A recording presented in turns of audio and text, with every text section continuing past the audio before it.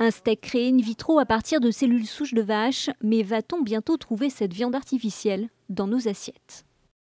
Pour l'instant, on en est vraiment à la phase expérimentale, puisque le promoteur lui-même, Mark Post, met à 10-20 ans l'échéance d'une éventuelle production de viande à partir de la culture des cellules.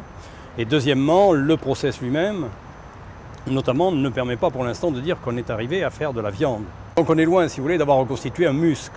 Existe-t-il aujourd'hui d'autres procédés pour créer de la viande artificielle? Il y a aussi une autre technique qui est essayée aux États-Unis, qui est en fait l'imprimante 3D, où avec deux encreurs, entre guillemets, bien évidemment, un fait la texture et l'autre rempli de protéines. Bon, un peu comme on a fait le surimi, et le surimi par exemple est un ersatz de poisson, c'est-à-dire que vous ne pouvez pas dire que le surimi c'est de la chair de poisson. Mais quelles sont les limites de ces techniques? On se pose beaucoup de questions avec l'alimentation naturelle, que ce soit les végétaux, les animaux.